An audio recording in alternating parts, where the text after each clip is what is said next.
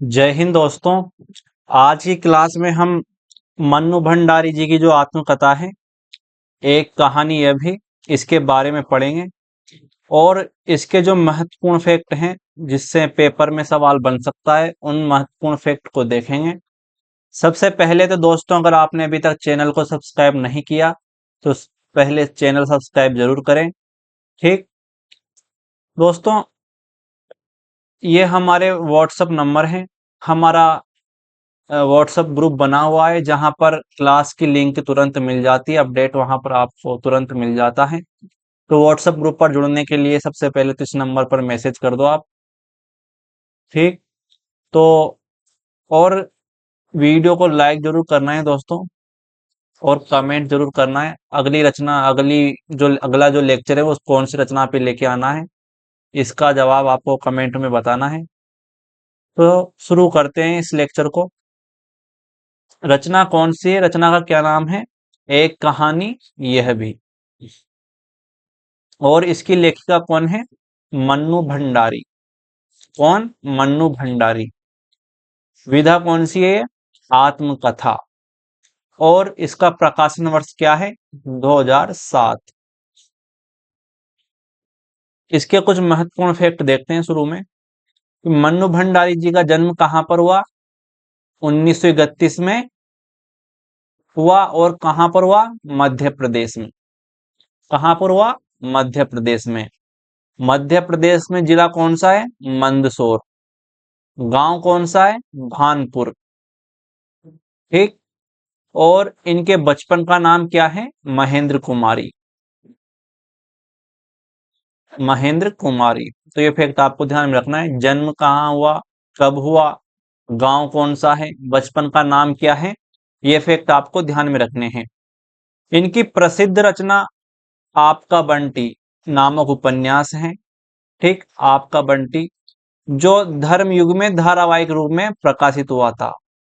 दोस्तों, इनका परिवार कैसा है? जैन परिवार है। इनके परिवार के लोग आर्य समाजी थे। तो ये धर्म से तो कौन से थे? जैन। जैन धर्म था इनका। और इन्होंने आर्य समाज की जो ग्रुप था वो भी ज्वाइन कर रखा था। ठीक। इस रचना पर आवारा मसीहा का, नहीं, रचना पर नहीं, मनु भंडारी जी पर आवारा मसीहा रचना का प्रभाव था बचपन में। ठीक। शीला अग्रवाल का प्रभाव साहित्य रचना हेतु, यानी शीला अग्रवाल इनके कॉलेज की टीचर थी, जो मन्नू भंडारी जी को लेखन कला के लिए प्रोत्साहित करती थी। ठीक। तो शीला अग्रवाल का आपको नाम ध्यान में रखना है। इनके प्रिय लेखक कौन थे? मन्नू भंडारी जी के यशपाल। प्रिय लेखक कौन थे? यशपाल। दोस्तों, इनकी एक कहानी है, एक खाने आकाश नाही। इस पर फिल्म बनी है, जीना यहाँ। किस नाम से फिल्म बनी है? जीना यहाँ। ठीक, जीना यहाँ। तो ये फैक्ट आपको ध्यान में रखना है। एक कथन दे रखा है यहाँ पर कि लेखक भी आखिर है तो मनुष्य ही, और यदि उसकी जिंदगी का श्वेत पक्ष औरों की अपेक्षा अधिक प्रबल है, तो उसका श्याम पक्ष भी तो उतना ही प्रबल हो सकता है। तो ये कथन देख के आपको पहचान लेना है कौन सी रचना में है। एक कहानी यह भी, अगर पेपर में आए तो। यहां पर एक बात ध्यान देने की है कि एक कहानी यह भी आपकी आत्मकथ्यात्मक पुस्तक है। ठीक, जिसे आपने लेखकीय आत्मकथा कहा है। इसका मतलब है दोस्तों, मन्नू भंडारी जी ने कहा है कि यह मेरे पूरे जीवन की आत्मकथा नहीं है, केवल लेखन से जुड़े हुए जीवन के ऊपर आत्मकथा है, यानी लेखकीय आत्मकथा है। ठीक, ऐसा कहा है मन्नू भंडारी जी ने। जब आत्मकथा की शुरुआत होती है तो प्रस्तावना के रूप में एक स्पष्टीकरण मन्नू भंडारी जी ने लिखा है। इसमें कहती हैं कि आज तक मैं दूसरों की जिंदगी पर आधारित कहानियां ही रचती आई थी, पर इस बार मैंने अपनी कहानी लिखने की जुर्रत की है तो यह जुर्रत जुर्रत ही, क्योंकि हर कथाकार अपनी रचनाओं में भी दूसरों के बहाने से कहीं ना कहीं अपनी जिंदगी के अपने अनुभव के टुकड़े ही तो बिखेरता है। यानी कुछ भी लिखता हो एक लेखक, उसमें कहीं ना कहीं खुद के क्षेत्र को भी उसमें उभारता है, खुद की घटनाओं को भी उसमें उभारता है, खुद के अनुभव को भी उसमें उभारता है।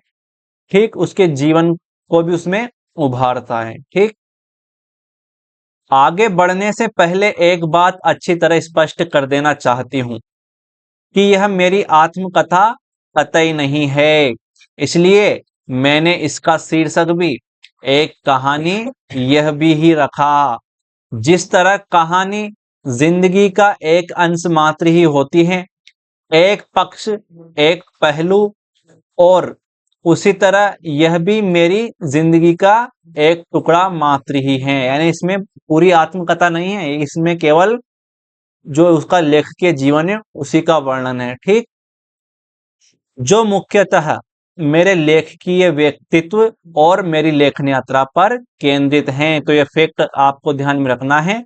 यह आत्मकथा लेखकीय व्यक्तित्व और लेखन यात्रा पर ही केंद्रित है, इसमें पूरी जीवन की घटना नहीं है। तो यह फैक्ट महत्वपूर्ण है दोस्तों।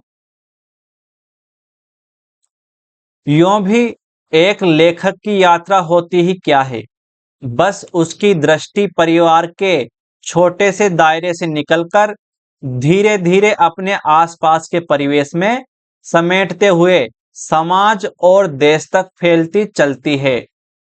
इस प्रक्रिया के दौरान होने वाले अनुभव उसे केवल समृद्ध ही नहीं करते, उसकी दृष्टि को साफ और संवेदना को प्रखर भी करते हैं। हाँ, अब यह लेखक की अपनी सामर्थ्य पर निर्भर करता है कि किस हद तक वह इन अनुभवों का रचनात्मक उपयोग कर सकता है। यह भी कैसी विचित्र विडंबना है कि दूसरों की कहानियां रचते समय मुझे सामने वाले को उसकी संपूर्णता के साथ अपने में मिलाना पड़ता था, और इस हद तक मिलाना पड़ता था कि स्व और पर के सारे भेद मिटकर दोनों एक लय एकाकार हो जाते थे। यह निहायत जरूरी था और इस विधा की अनिवार्य शर्त। त- तटस्थता की मांग भी थी कि लिखने वाली मन्नू और जीने वाली मन्नू के बीच पर्याप्त फासला बनाकर रख सकूं। अब इसमें कहां तक सफल हो सकी, इसके निर्णायक तो पाठक ही होंगे। मुझे तो इसका न दावा है न दर्प है। बाद में तो मैं भी सोचने लगी कि मेरा और राजेंद्र का संबंध, तो मन्नू भंडारी जी का विवाह किससे हुआ था? राजेंद्र के साथ। राजेंद्र का संबंध जितना निजता और अंतरंगता के दायरे में आता है, उससे कहीं अधिक लेखन के दायरे में आता है। लेखन के कारण ही हमने विवाह किया था। तो एक फैक्ट ये भी है दोस्तों, महत्वपूर्ण फैक्ट है। मन्नू भंडारी जी ने राजेंद्र जी से विवाह क्यों किया था? लेखन के कारण। इंपॉर्टेंट फैक्ट है। क्यों? क्योंकि उस समय राजेंद्र जी बहुत बड़े लेखक थे, तो मन्नू भंडारी जी ने सोचा था अगर इनसे शादी होती है तो कहीं ना कहीं इसका फायदा मुझे मिलेगा। हम पति पत्नी बने थे। उस समय मुझे लगता था कि राजेंद्र जी से विवाह करते ही लेखन के लिए तो जैसे राजमार्ग खुल जाएगा, और उस समय यही मेरा एकमात्र काम्य था। उस समय कैसे मैं यह भूल गई कि शादी करते ही मेरे व्यक्तित्व के दो हिस्से हो जाएंगे, लेखक और पत्नी। इसमें कोई संदेह नहीं कि मेरी लेखकीय व्यक्तित्व को राजेंद्र ने जरूर प्रेरित की मेरे लेखकीय व्यक्तित्व को राजेंद्र ने जरूर प्रेरित और प्रोत्साहित किया। ठीक, तो जो लिखने का जो मन था, तो उसको प्रोत्साहित किया राजेंद्र जी ने। आगे देखो,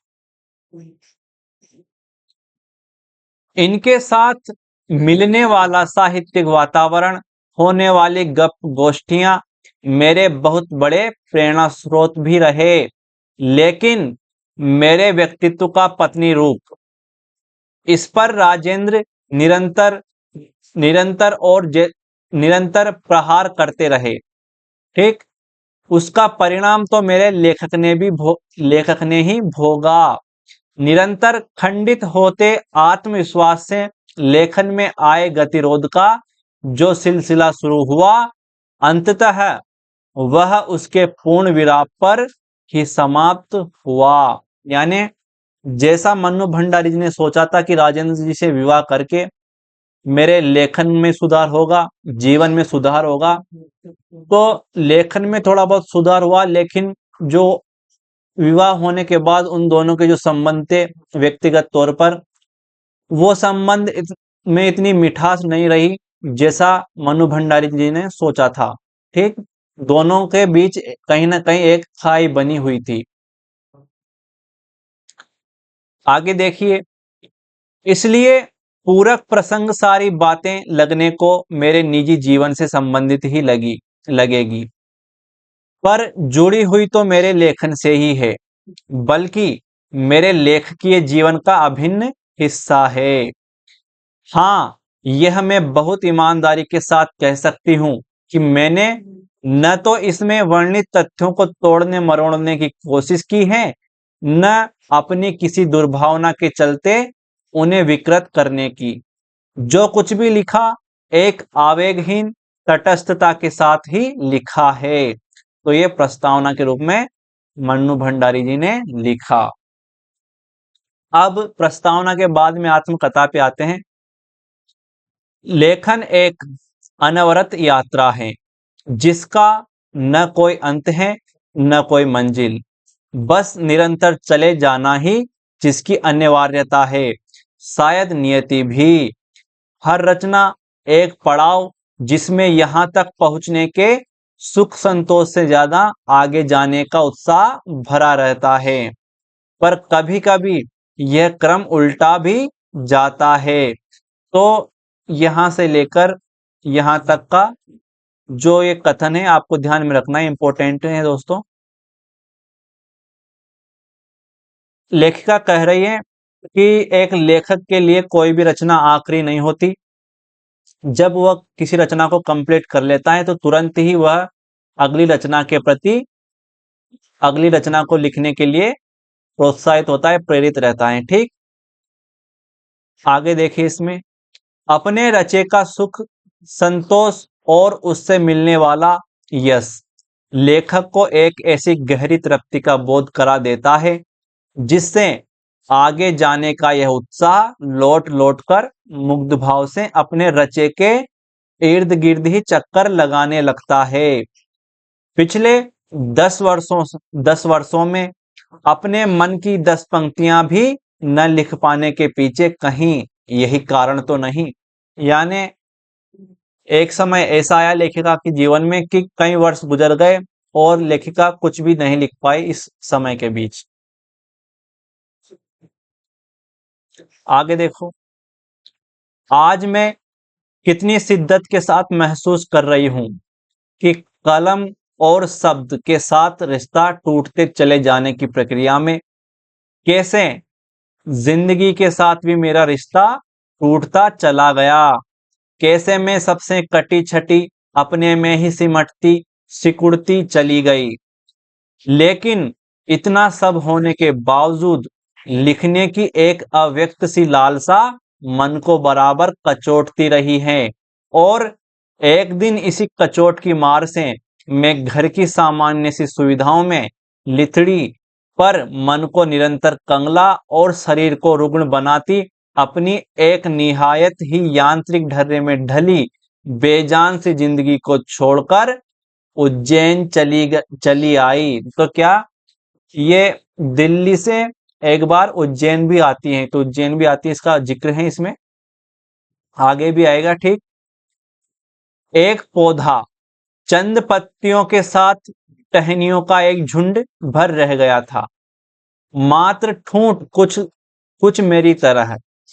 माली ने देखा तो बड़ी बेरहमी से बची कुची पत्तियों को भी नोच फेंका। मेरे मुंह से निकले अरे अरे को सुनकर बड़ी सहजता से उसने अपनी भाषा में कहा कि इन पत्तियों को अब झड़ना ही होगा मेम साहब, इनसे मोह रखकर अब काम नहीं चलेगा, क्योंकि ये अब इस पौधे को जान देने वाली नहीं है। अब तो जड़ को देखना होगा। और उसने गमले की मिट्टी उलट दी।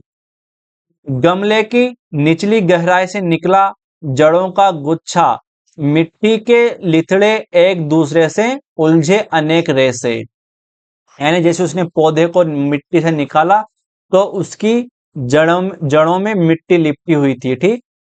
जो सड़े जो रेसे सड़े गले थे और जिन्होंने पौधे की जीवनी शक्ति को कुंद कर दिया था, उन्हें माली ने क्या किया, बड़ी निर्ममता से तोड़ फेंका। जो जड़ स्वस्थ थी उन्हें साफ करके सहेजा सवारा, इन्हीं से अब पौधा रस ग्रहण करेगा, फलेगा, फूलेगा। वह पूरी तरह आश्वस्त था। यानी माली उस पौधे को उखाड़कर और जो जड़ें उसकी सड़ गई थी उसको तोड़कर वापस मिट्टी में लगा देता है। तो क्या अपने को पुनर्जीवित करने के लिए मैं भी अपनी जड़ों की ओर लौटूं, सारे सड़े गले रेशों को उखाड़कर उन रेशों को देखूं, परखूं, सहेजूं, संवारूं, जिनकी जीवनी शक्ति ही मुझे यहां तक लाई है। यानी उस घटना को देखकर मनु भंडारी जी ने भी अपने जीवन की घटनाओं को याद किया और अपने जीवन की नीरसता के बारे में सोचा। ठीक ठीक, आगे देखो, अपना यहाँ परिचय देती हैं। मन्नू भंडारी जी की जन्मी तो मध्य प्रदेश के भानपुरा गांव में थी। तो कहां पर जन्म हुआ इनका? मध्य प्रदेश के भानपुरा गांव में। लेकिन मेरी यादों का सिलसिला शुरू होता है अजमेर के ब्रह्मपुरी मोहल्ले से। अजमेर के ब्रह्मपुरी मोहल्ले से, उस 2 मंजिला मकान से, जिसकी ऊपरी मंजिल में पिता का साम्राज्य था। तो दोस्तों, इनका जन्म तो कहाँ हुआ? भानपुरा गांव में। लेकिन इनके पिताजी अजमेर भी रहने लगे थे। अजमेर के कौन से मोहल्ले में? ब्रह्मपुरी मोहल्ले में। ब्रह्मपुरी मोहल्ले में इनका एक 2 मंजिला मकान था, जिसमें ऊपर की मंजिल पर तो पिताजी का साम्राज्य रहता था, ठीक। वहां निहायत अव्यवस्थित ढंग से फैली बिखरी पुस्तकों, पत्रिकाओं और अखबारों के बीच वे या तो कुछ पढ़ते थे या फिर डिक्टेशन देते रहते थे। तो ये फैक्ट आपको ध्यान में रखना है। अजमेर का कौन सा मोहल्ला है? ब्रह्मपुरी मोहल्ला, ठीक। इनका मकान कैसा है? 2 मंजिला मकान है और ऊपर की मंजिल में पिताजी का साम्राज्य है। यानी ऊपर की मंजिल में इनके पिताजी का कार्य करने का जो तरीका है, उनके जो सामान है ऊपर रखे रहते थे, वहां ऊपर बहुत ही कम लोग जाते थे, ठीक। वैसे 5 बच्चों के साथ परिवार का पालन पोषण और 4 की तो शादियां भी की। जो भी जैसी भी, फिर भी मेहमान नवाजी का तो पुराना स्तर ही बदस्तूर चालू था। लेकिन दोनों हाथों से खुले हाथ खर्च करने वाले व्यक्ति के लिए हाथ खींचकर चलने की यातना और शायद निरंतर गिरती आर्थिक स्थिति ने ही उनके व्यक्तित्व के सारे सकारात्मक पहलुओं को निचोड़ना शुरू कर दिया था। यानी पहले तो इनके पिताजी खूब खर्च किया करते थे, लेकिन फिर जैसे जैसे इनके यहाँ तंगी आने लगी पैसों की, फिर इनके पिताजी ने बहुत ही कम पैसे खर्च करना चालू कर दिया। नवाबी आदतें, अधूरी महत्वाकांक्षाएं, हमेशा शीर्ष पर रहने के बाद हाशिए पर सरकते चले जाने की यातना क्रोध बनकर हमेशा मां को कपाती थरथराती रहती थी। यानी जैसे जैसे इनके घर में पैसे की तंगी आने लगी, पिताजी तनाव में रहने लगे। वो बात बात पर इनकी माताजी को मन्नू भंडारी जी की माताजी को बात बात पर डांटते रहते थे। अपनों के हाथों विश्वासघात की जाने की कैसी गहरी चोटें होंगी वे, जिन्होंने आंख मूंद कर सबका विश्वास करने वाले पिता को बाद के दिनों में इतना शक्की बना दिया था। यानी कई बार तो उनके पिताजी को अपने लोगों से भी धोखा मिला, जिसके कारण उनकी मानसिकता ऐसी हो गई कि वह अपने बेटों बेटियों के ऊपर भी बहुत शक करता था। यो हम जैन लोग थे। कौन से? जैन लोग। ठीक। पर पिताजी आर्य समाजियों के बीच भी दीक्षित हुए थे, इसलिए हम लोगों ने कभी जैनियों जैसे व्रत उपवास नहीं किए, यहाँ तक कि संवत्सरी के दिन भी नहीं। कभी हम लोग मंदिर या मुनि आचार्यों की व्याख्यान सुनने उपाश्रय नहीं गए। हमारा संबंध मारवाड़ से भी था, यानी पहले कहाँ पर रहते थे? मारवाड़ में। तो ये फैक्ट भी आपको ध्यान में रखना है। लेखिका कहती है कि हम मारवाड़ी भी हैं। ठीक। आगे देखो, मैं काली हूं, यानी इनका जो रंग था गोरा नहीं था, काला रंग था। ठीक। इसका जिक्र ये इस आत्मकथा में करती हैं। बचपन में दुबली और मरियल भी थी। गोरा रंग पिताजी की कमजोरी थी। सो बचपन में मुझसे 2 साल बड़ी, खूब गोरी, स्वस्थ और हंसमुख बहन सुशीला। तो ये फैक्ट आपको ध्यान में रखना है दोस्तों। सुशीला मन्नू भंडारी से कितने साल बड़ी थी? 2 साल बड़ी। ठीक, 2 साल बड़ी। तो ये फैक्ट आपको ध्यान में रखना है, महत्वपूर्ण है। प्रश्न बनेगा, मन्नू भंडारी जी से 2 साल बड़ी बहन का क्या नाम है? सुशीला नाम है। ठीक। तो पिताजी क्या करते थे? बात बात पर सुशीला से तुलना करते थे। किसकी? मन्नू भंडारी की। और फिर उसकी प्रशंसा ने ही क्या मेरे भीतर ऐसे गहरे हीन भाव की ग्रंथि पैदा नहीं कर दी कि नाम, सम्मान और प्रतिष्ठा पाने के बावजूद आज तक मैं उससे उभर नहीं पाई। यानी जब भी पिताजी इनको प्रताड़ित करते थे उनके गुणों को लेकर, तो उससे मन्नू भंडारी जी को मानसिक पीड़ा पहुंचती थी, जिसकी मार आज तक भी वो सहती रही, ऐसा कहा है इस आत्मकथा में। ठीक। 5 भाई बहनों में मैं सबसे छोटी। तो कितने भाई बहन थे ये? 5 भाई बहन। तो ये फैक्ट भी आपको ध्यान में रखना है दोस्तों। 5 भाई बहन थे और मनु भंडारी सबसे छोटी थी। तो ये जितने भी फैक्ट है, इंपॉर्टेंट फैक्ट है दोस्तों, आपको ध्यान में रखना है। मैं सबसे छोटी थी। सबसे बड़ी बहन की शादी के समय मैं शायद 7 साल की थी और उसकी एक धुंधली सी याद ही मेरे मन में है। पहले के जमाने में घर की ये दीवारें घर तक ही समाप्त नहीं हो जाती थी, बल्कि पूरे मोहल्ले तक फैली रहती थी। इसलिए मोहल्ले के किसी घर में जाने पर कोई पाबंदी नहीं थी, बल्कि कुछ घर तो परिवार का हिस्सा ही थे। तो यहां से लेकर जो कथन है, पहले के जमाने में घर की दीवारें घर तक ही समाप्त नहीं हो जाती थी, बल्कि पूरे मोहल्ले तक फैली रहती थी। इस कथन को आपको ध्यान में रखना है, इंपॉर्टेंट है दोस्तों।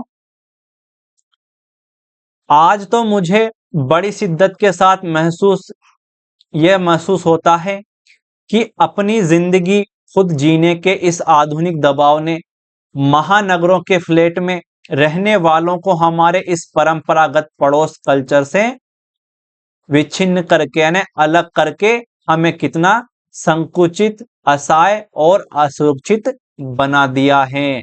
यानी पहले गांव में तो अभी भी है, लेकिन पहले और ज्यादा गहरे संबंध रहते थे लोगों के एक दूसरे से। गांव का जो घर रहता था, तो उसके आसपास के जितने भी घर थे उसमें पारिवारिक माहौल रहता था और एक दूसरे के घर आने जाने पर कोई रोक नहीं रहती थी। लेकिन आज क्या हो गया? शहरों में देखें, आज शहरों की स्थिति यह हो चुकी है कि हम बगल के मकान वाले तक को नहीं जानते, उनसे बोलचाल नहीं करते। ऐसा पड़ोसी को जो कल्चर था गांव में, वो अब समाप्त हो चुका है शहरों में। ठीक।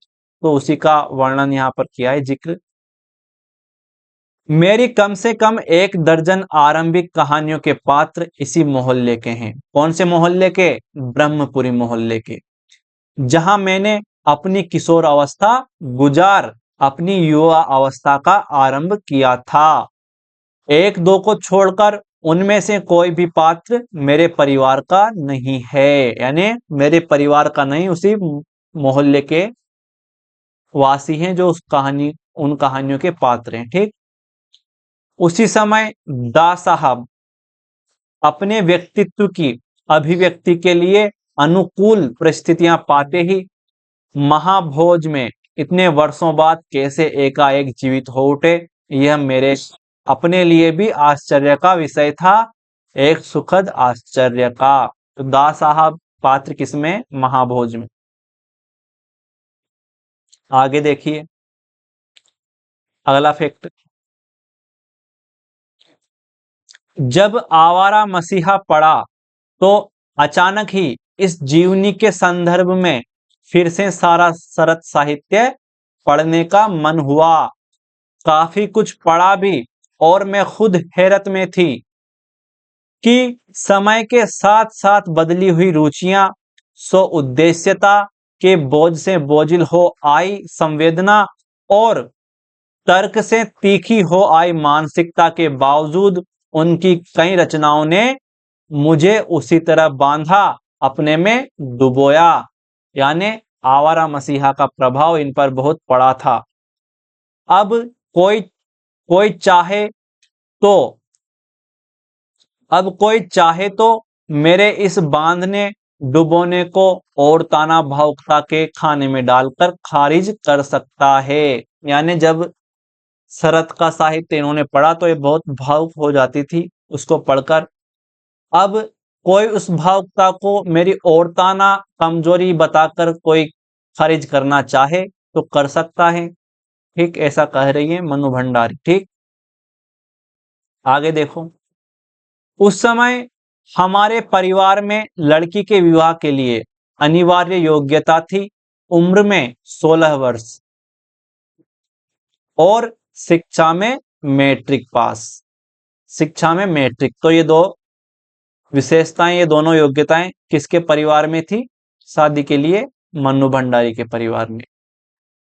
तो ये फैक्ट भी आपको ध्यान में रखना है। यहां से ये कथन, उस समय हमारे परिवार में लड़की के विवाह के लिए अनिवार्य योग्यता थी, उम्र में 16 वर्ष और शिक्षा में मैट्रिक, यहां से यहां तक इंपॉर्टेंट कथन है दोस्तों, आपको ध्यान में रखना है। ठीक, सन 1944 में सुशीला ने यह योग्यता प्राप्त की और शादी करके कलकत्ता चली गई। दोनों बड़े भाई भी आगे की पढ़ाई के लिए बाहर चले गए। इन लोगों की छत्र छाया के हटते ही पहली बार मुझे नए सिरे से अपने वजूद का एहसास हुआ। लड़कियों को जिस उम्र में स्कूली शिक्षा के साथ साथ सुघड़ और कुशल पाक शास्त्री बनाने के नुस्खे रटाए जाते थे, यानी उनको रसोई बनाने के जो नुस्खे रटाए जाते थे, पिताजी का आग्रह था कि मैं रसोई से दूर ही रहूं। तो ये फैक्ट भी आपको ध्यान में रखना है। मन्नू भंडारी जी के पिता चाहते थे कि मन्नू भंडारी जी रसोई के काम काज से दूर रहे। उनको लगता था, किसको? उनके पिताजी को, कि रसोई को वे भटियार खाना कहते थे। तो ये फैक्ट महत्वपूर्ण है दोस्तों, प्रश्न बनेगा। मन्नू भंडारी जी के पिता रसोई घर को क्या कहते थे? भटियार खाना। और उनके हिसाब से वहां रहना अपनी क्षमता और प्रतिभा को भट्टी में झोंकना है। तो ये पूरा कथन यहां से लेकर यहां तक पूरा ही कथन इंपॉर्टेंट है दोस्तों, आपको ध्यान में रखना है, किस तरह भी प्रश्न बन सकता है। बहस करना पिताजी का प्रिय काम था। ठीक, चाय पानी या नाश्ता देने जाती तो पिताजी मुझे भी वहीं बैठने को कहते। यानी जब कभी पिताजी के दोस्त उनके घर पे आते थे तो किसी ना किसी बात को लेकर वो आपस में बातचीत करते थे, उस मुद्दे पर बहस करते थे, क्योंकि ये काम उनके पिताजी को अच्छा लगता था। और जब कभी भी मन्नू उनको चाय देने जाती थी तो उनके पिताजी उनको वहीं बिठा लेते थे। ठीक, वे चाहते थे कि मैं भी वहां बैठूं, सुनूं और जानूं कि देश में चारों ओर क्या कुछ हो रहा है। लेकिन सन 45 में जैसे ही 10वीं पास करके मैं फर्स्ट ईयर में आई, हिंदी की प्राध्यापिका शीला अग्रवाल, ये बहुत ही महत्वपूर्ण नाम है दोस्तों, आपको ध्यान में रखना है। शीला अग्रवाल किसकी टीचर थी? ये हिंदी की। किसकी थी? हिंदी की। तो फर्स्ट ईयर में इनसे परिचय हुआ। सावित्री गर्ल्स हाई स्कूल, जहां मैंने कहरा सीखा, 1 साल पहले ही कॉलेज बना था। यानी यहाँ शुरू में पढ़ाई इन्होंने सावित्री गर्ल्स हाई स्कूल में की थी, लेकिन अब ये कॉलेज बन चुका था। और वे इसी साल नियुक्त हुई थी। कौन? शीला अग्रवाल। उन्होंने बाकायदा साहित्य की दुनिया में प्रवेश करवाया। तो दोस्तों ये फैक्ट महत्वपूर्ण है।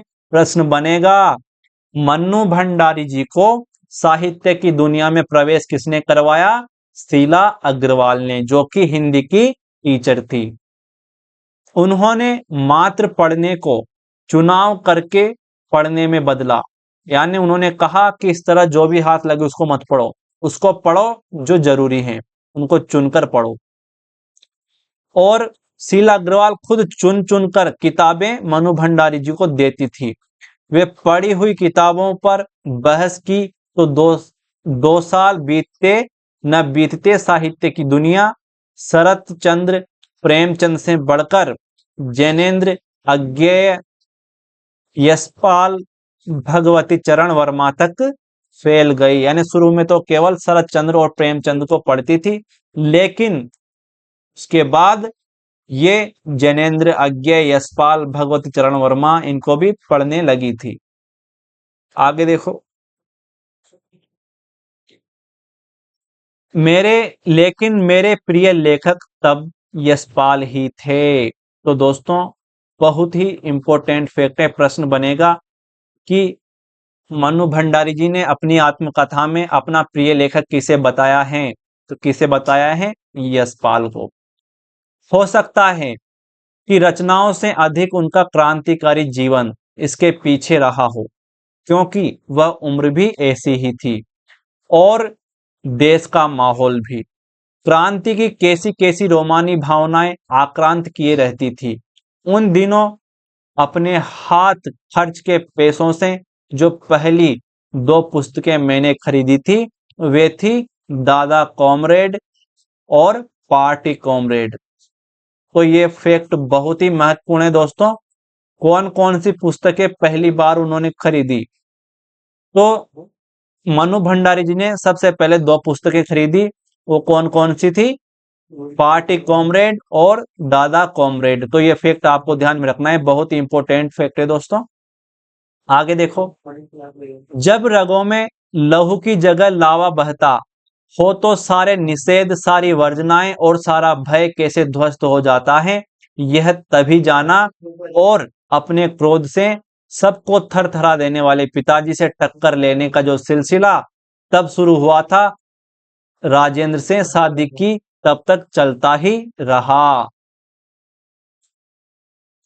आगे देखो, एक बार आजाद हिंद फौज के मुकदमे का सिलसिला था। शाम को अजमेर का पूरा विद्यार्थी वर्ग चौपड़ पर इकट्ठा हुआ। मुख्य बाजार चौराहा, चौपड़ पर इकट्ठा हुआ और फिर भाषणबाजी हुई।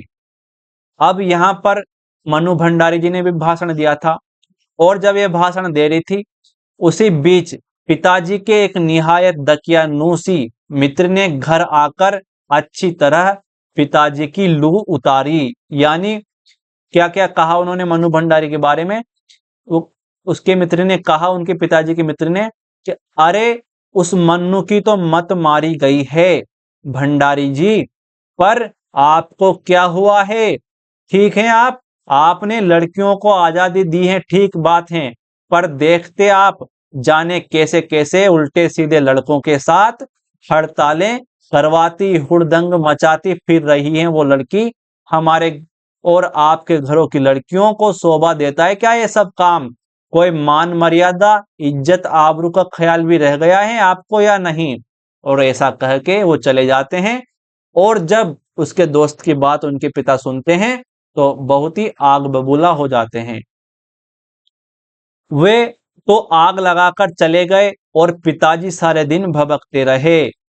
और पिताजी ने कहा, बस अब यही रह गया है लोग आकर घर आकर थू थू करके चले जाएं। बंद करो अब इस मन्नू का घर से बाहर निकलना। तो एक दोस्त आए जो पिताजी को भड़का गए, लेकिन उसके बाद पिताजी के एक और दोस्त आए, और वो कौन थे, आगे पढ़ते हैं। इस सब से बेखबर मैं रात होने पर घर लौटी तो पिताजी के एक बेहद अंतरंग और अभिन्न मित्र ही नहीं, अजमेर के सबसे प्रतिष्ठित और सम्मानित डॉक्टर अंबालाल जी बेटे थे। तो ये फैक्ट आपको ध्यान में रखना है दोस्तों। मनु भंडारी जी की तारीफ उनके पिता से कौन करते हैं, डॉक्टर अंबालाल जी बेटे थे, तो ये डॉक्टर अंबालाल जी करते हैं। मुझे देखते ही उन्होंने बड़ी गर्मजोशी से स्वागत किया। आओ आओ मन्नू, मैं तो चौपड़ पर तुम्हारा भाषण सुनते ही सीधा भंडारी जी को बधाई देने चला आया। I am really proud of you. क्या, फिर अपने मित्र से कहते हैं वो भंडारी जी से, क्या तुम घर में घुसे रहते हो भंडारी जी, घर से बाहर निकला करो। हे यू हैव मिस्ड समथिंग। और वे धुआंधार तारीफ करने लगे। वे बोलते जा रहे थे और पिताजी के चेहरे का संतोष धीरे धीरे गर्व में बदलता जा रहा था। और भीतर जाने पर माँ ने दोपहर की गुस्से वाली बात बताई तो मैंने राहत की सांस ली। यानी एक दोस्त तो ऐसे थे जो घर में आग लगा के चले गए मनु भंडारी जी के लिए, और एक दोस्त ऐसे आए डॉक्टर अंबालाल जी जो उस आग को बुझा गए, और जो पिताजी के लिए क्रोध का कारण बना हुआ था अब वो गर्व का कारण बन गया। ठीक वही घटना।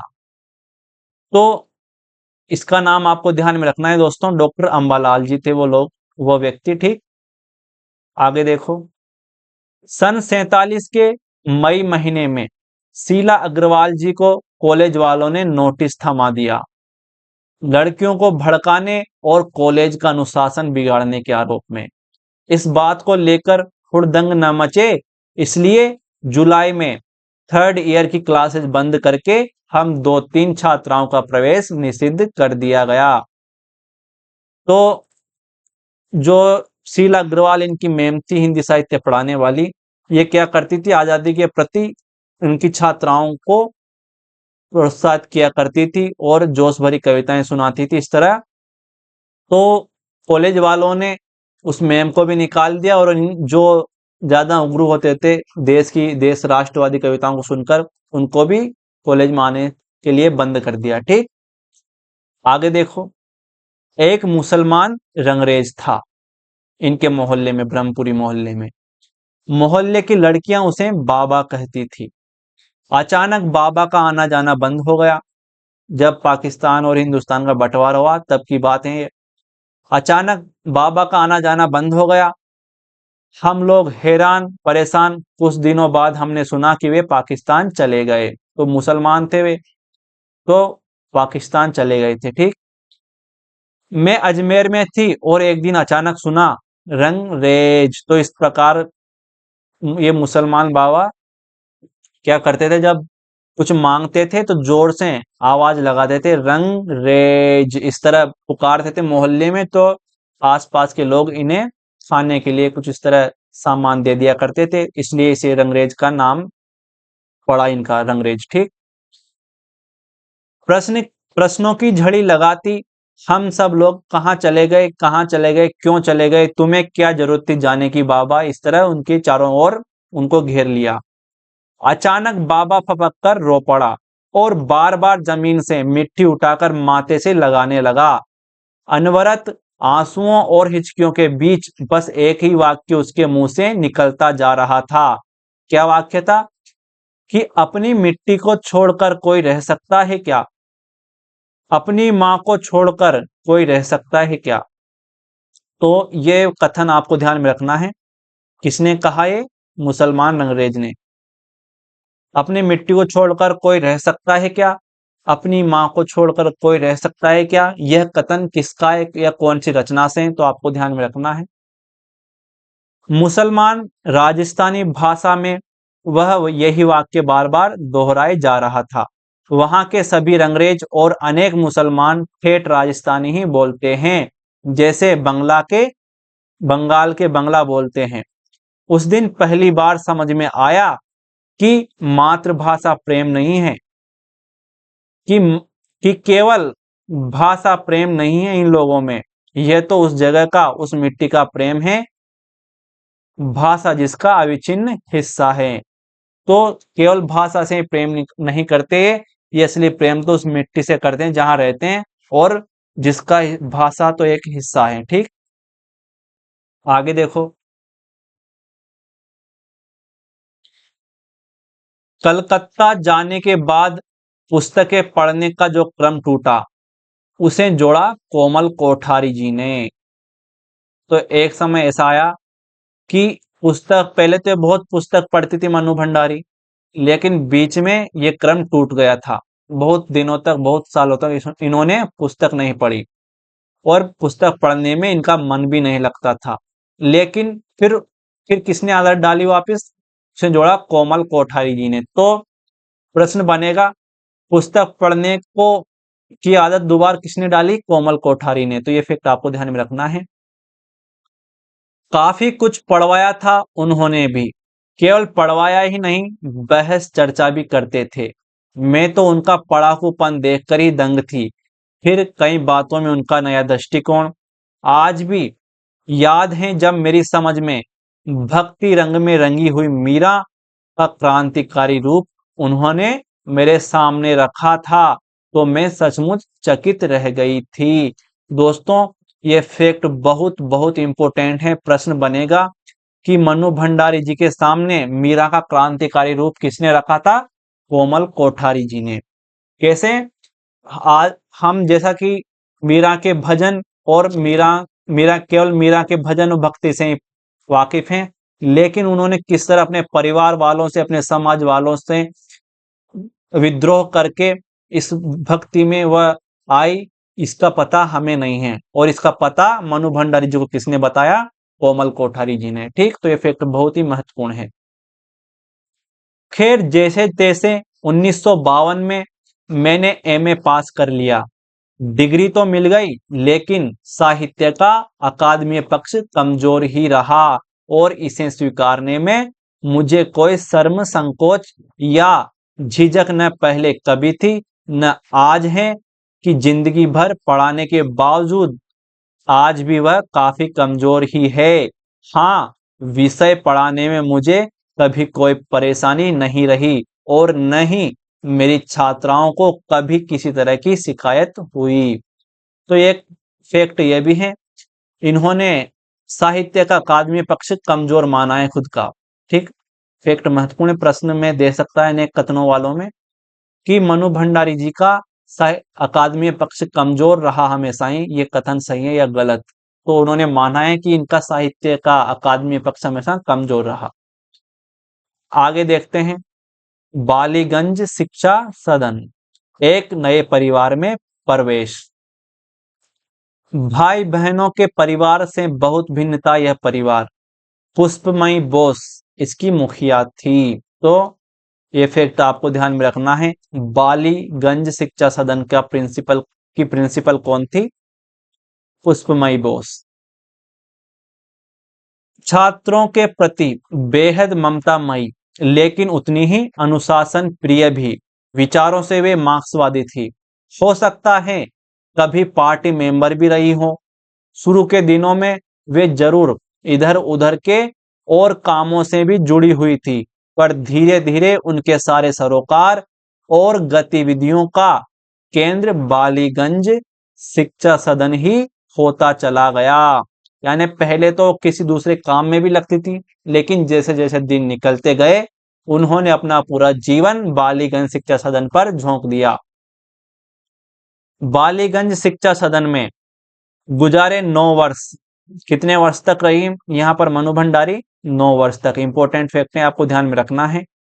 मेरी जिंदगी के बहुत महत्वपूर्ण वर्ष रहे हैं। जिंदगी के सभी महत्वपूर्ण मोड़ यहीं तो आए हैं। यहीं मैंने अपनी पहली कहानी लिखी।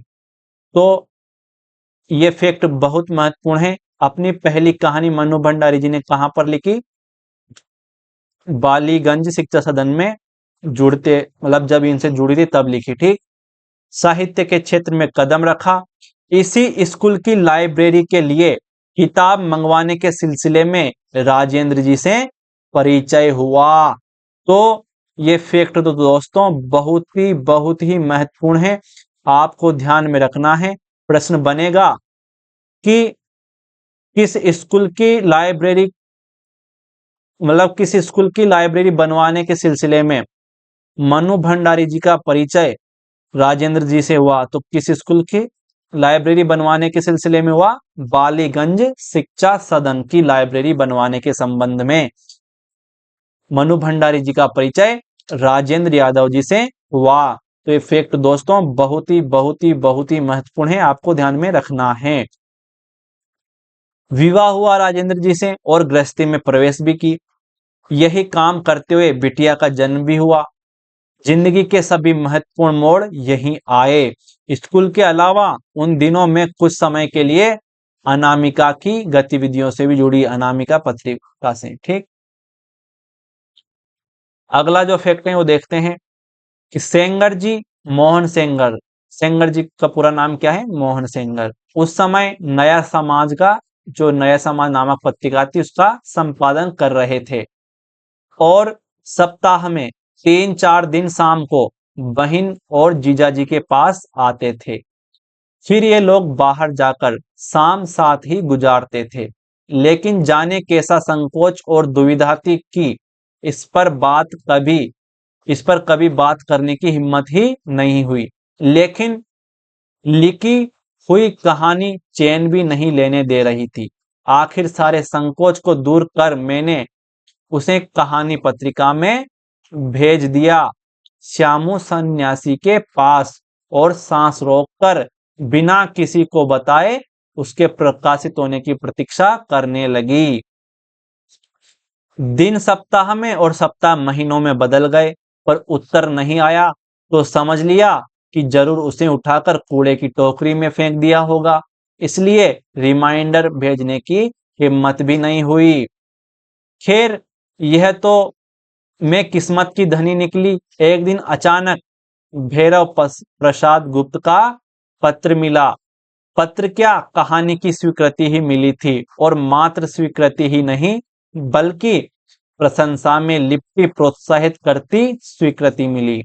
बार बार मैं उस पत्र को पढ़ती थी और मन होता था कि जाकर सबको बताऊं कि देखो मेरी पहली ही कहानी स्वीकृत हो गई है। और फिर तो मैं सांस रोककर पत्रिका की प्रतीक्षा करने लगी। अपनी पहली कहानी को पत्रिका में छपा हुआ देखना भीतर तक थरथरा देने वाले रोमांचक अनुभव से गुजरना था। वैसा थ्रिल और वैसा रोमांच उसके बाद मैंने फिर कभी महसूस ही नहीं किया। जबकि कई बड़े बड़े महत्वपूर्ण अवसर, अपनी कहानी पर बनी फिल्म रजनीगंधा, उसके सिल्वर जुबली समारोह में शिरकत, धर्मयुग में धारावाहिक रूप में छपते समय अपनी उपन्यास आपका बंटी पर पाठकों की गुदगुदाती व्यापक प्रतिक्रियाएं, महाभोज का अविस्मरणीय मंचन, सभी अखबारों में उसकी रिव्यूज, लेकिन नहीं, वैसा अनुभव फिर कभी नहीं हुआ। लेखिका कहती हैं कि जैसी उत्सुकता, जैसा रोमांच उनको पहली कहानी छपने पर हुआ, वैसा फिर उससे भी कई बड़े बड़े अवसर आने पर भी नहीं हुआ। ठीक, आगे देखो। आज सोचती हूं तो आश्चर्य होता है कि कैसे कहानी जब तक पन्नों पर लिखी हुई थी, न जाने कितने अगर मगर, दुविधा, संकोच, झिझक मन को घेरे रहे थे। विश्वास नहीं होता था कि जो कुछ लिखा है वह किसी लायक भी है। लेकिन छपकर आते ही मन आत्मविश्वास से भर उठा। दोस्तों, आज की क्लास में हमने मनु भंडारी जी की यह आत्मकथा देखी और अगले पार्ट में इसको कंप्लीट कर लेंगे हम। तो आज के लिए इतना ही, मिलते हैं अगली क्लास में। क्लास को लाइक जरूर करना है और चैनल को सब्सक्राइब जरूर करना है। तो आज के लिए इतना ही, मिलते हैं अगली क्लास में।